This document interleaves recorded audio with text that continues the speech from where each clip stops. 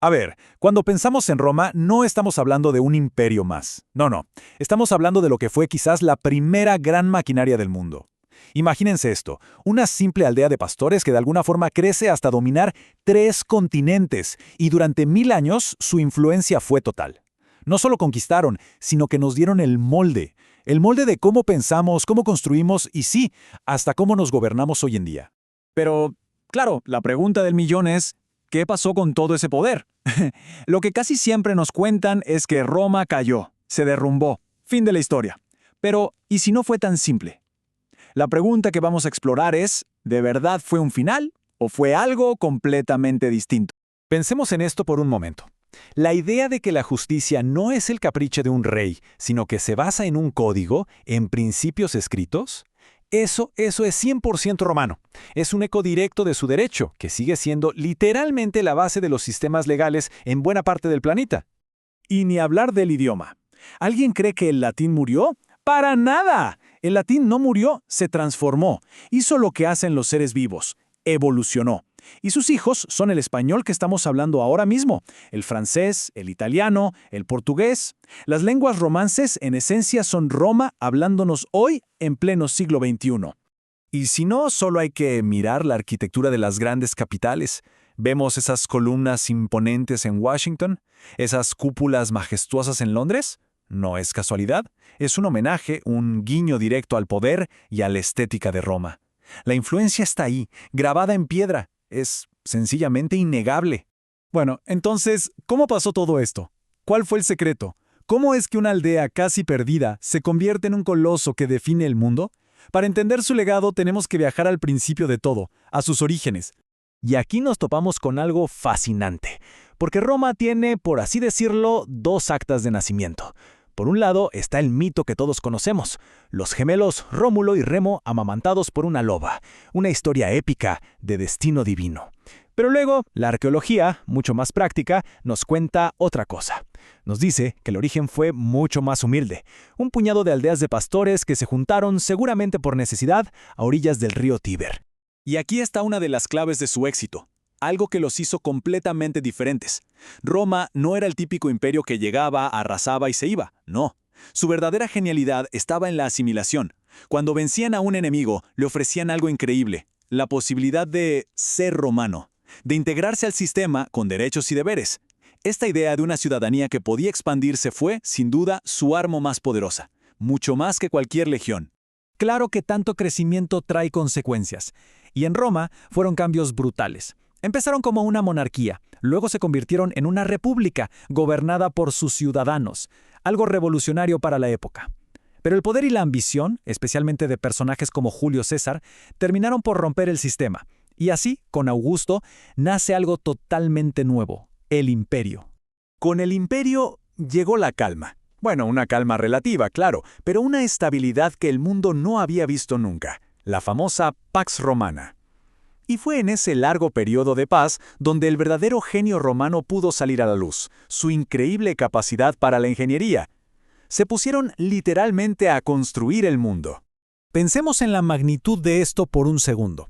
80.000 kilómetros de calzadas. 80.000. Y no estamos hablando de caminitos de tierra, ¿eh? Eran obras de ingeniería espectaculares, tan bien hechas que algunas, como tramos de la Vía Apia en Italia, todavía se pueden usar hoy. Estas calzadas eran las venas del imperio. Por ahí se movían las legiones, las mercancías, las ideas, todo, desde la lejana Britania hasta la cálida Siria. Y toda esta infraestructura llevó al imperio a su máxima expansión. Bajo el emperador Trajano, llegaron a controlar 5 millones de kilómetros cuadrados. Para que nos hagamos una idea, el mar Mediterráneo entero dejó de ser una frontera entre pueblos. Se convirtió básicamente en un lago romano. Lo llamaba Mare Nostrum, nuestro mar. Imagínense el poder que eso significaba. Y si hay algo que demuestra su dominio sobre la naturaleza, son los acueductos. ¡Qué maravilla! Pura física aplicada. Nada de bombas, nada de motores, solo gravedad. La genialidad consistía en encontrar una fuente de agua en las montañas y luego construir una pendiente casi imperceptible a lo largo de kilómetros y kilómetros para que el agua llegara solita a la ciudad. Es una locura. Ver algo como el acueducto de Segovia en pie después de 2000 años te deja sin palabras. Pero, y este es un pero muy grande, es fundamental que entendamos sobre qué se construyó toda esta grandeza. Porque la sociedad romana era súper rígida, muy jerarquizada. Y en la base de todo, como el motor que movía la maquinaria, estaba la esclavitud. Fíjense en el dato. Casi el 40% de la población eran esclavos.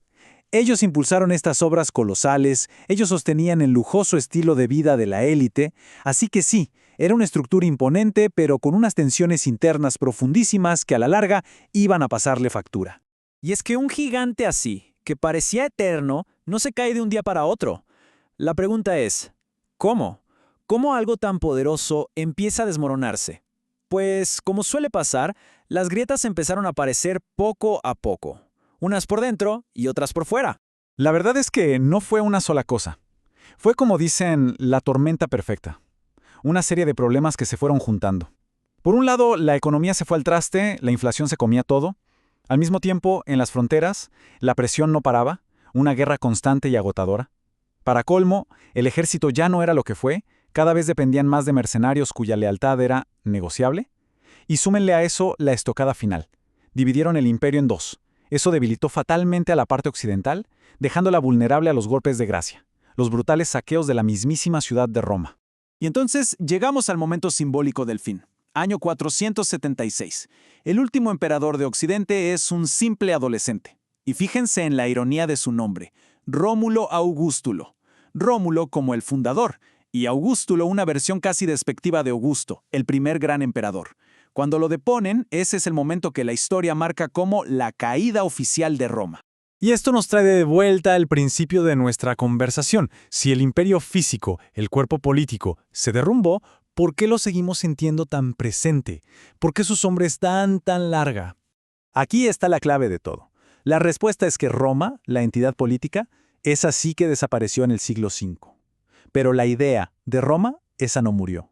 Todo lo contrario. Sus leyes, su idioma, su ingeniería, todo eso fue como semillas que fueron absorbidas por los nuevos reinos que surgieron. ¿Se transformaron? Sí, pero se convirtieron en los cimientos, en el ADN de lo que hoy llamamos civilización occidental. Al final, la historia de Roma nos enseña algo increíble, que las ideas pueden ser mucho más duraderas que la piedra o el acero. El eco de Roma ha resonado por 1500 años y sigue sonando. Y eso inevitablemente nos deja con una pregunta flotando en el aire. Si el impacto de ellos fue tan profundo, ¿cuál será el eco que dejemos nosotros? ¿Qué quedará de nuestra civilización dentro de otros 1500 años?